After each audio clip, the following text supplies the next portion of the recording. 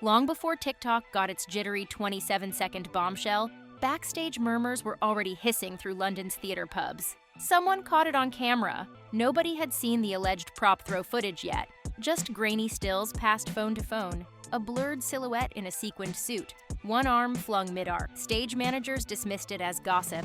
Castmates prayed it stayed buried. But every night, fresh whispers surfaced. A dresser's cousin claimed she'd watched the whole thing in a locked Google Drive. A lighting tech swore the clip would drop any day now and nuke her career. By the time that threat finally materialized on social media, the industry had been bracing for weeks. The explosion felt less like shock and more like a long-delayed detonation. A single shaky video can ruin a reputation faster than any headline, and this one is barely half a minute long. The camera wobbles, the audio crackles, and somewhere in the chaos of a West End rehearsal, you spot Rachel Zegler in full Eva Peron costume. She's mid-song, eyes blazing, tension radiating off her shoulders. Then the unthinkable. She breaks character, fires a sharp remark toward the production table, and sends a prop sailing across the stage. It lands with a dull slap.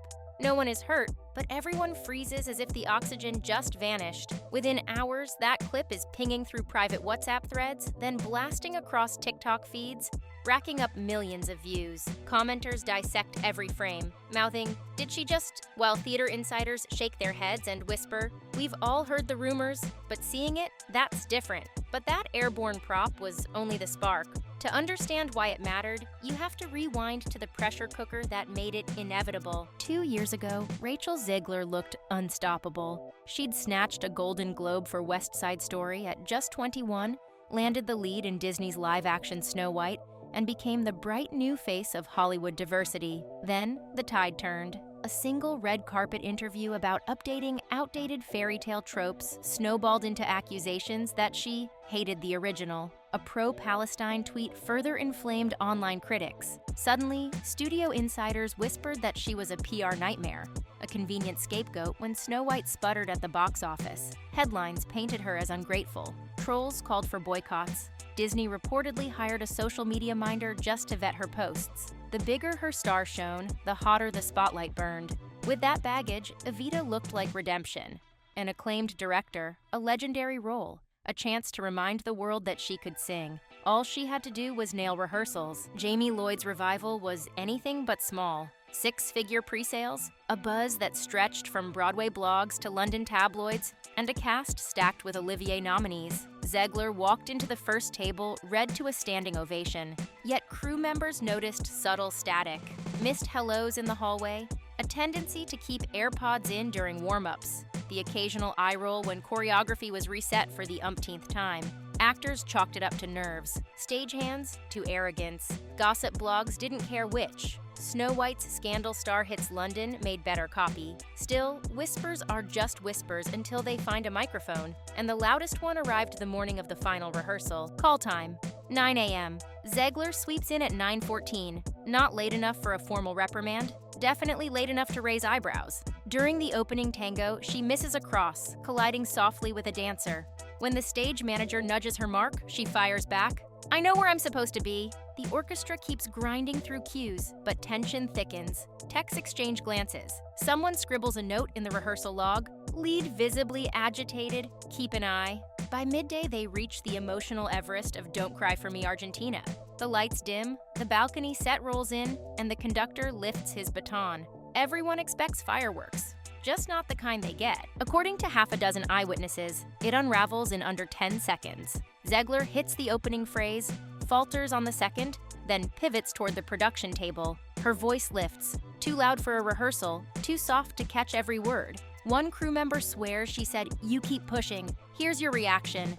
Then comes the throw. Some recall a rehearsal scarf whipping through the air. Others say it was her marked-up binder. Whatever it was, it carved a neat arc before smacking the stage floor. No one shouts, no one moves. It's the stillness that makes skin crawl. The assistant director slices the silence with a firm 10-minute break. Cast members scatter like startled birds. Silence ends, paperwork begins. When the company email pings the next morning, her name is gone from the call sheet. A standby is slotted in until further notice. Behind the scenes, producers draft a breach of contract complaint citing a pattern of escalated, disruptive behavior. Private director notes leak online.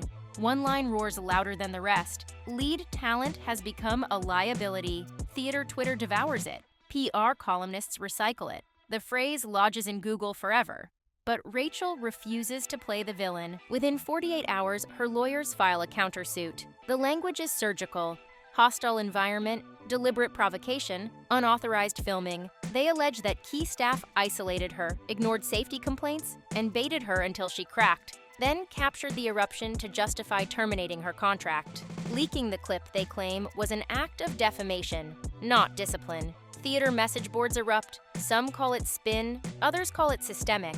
Either way, the battle lines are drawn. Was she a diva who imploded, or a young woman cornered by seasoned power players? Now, the internet becomes the jury, and the next exhibit is just a refresh button away. When a stand-in soprano hit the stage 2 days later, the rumor mill convulsed. Phone cams caught her in the balcony costume, and within minutes, #NewEva trended above #ZeglerGate. Critics labeled the swap season-saving. Stans called it betrayal. For producers, the optics were simple. Show must go on. For Zegler's camp, the optics screamed retaliation. Proof she'd been iced out before any impartial investigation. Fans noticed that press photographers just happened to be in the house on her replacement's first run-through. Coincidence or calculated photo op?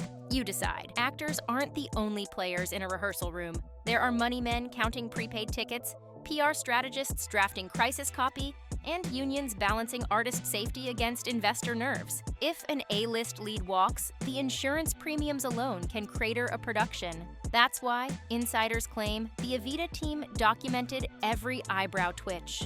One leaked memo shows a producer urging stage management to maintain hourly logs of lead temperament. Hourly. Imagine singing your lungs out while someone timestamps your mood swings. Whether you call that oversight or surveillance depends on which side of the clipboard you're on. Every scandal spawns content. Overnight, YouTubers pumped out what really happened breakdowns with freeze frames and red circles. One creator monetized 8 updates in 5 days, pulling 500,000 views per upload. Twitter Spaces turned into impromptu mock trials, while Theater Reddit argued over ethics clauses. TikTok's algorithm, ever hungry for replays, surfaced the clip with dramatic zooms, sad violin beds, even parody lip syncs. In a single weekend, Zegler went from rising ingenue to trending cautionary tale. It wasn't just fan chatter, though. Talent agents quietly scrubbed her name from potential casting grids, waiting to see if she'd emerge unscathed. Meanwhile, a Latin theater coalition issued a statement blasting the quickness with which Latina performers are labeled unprofessional.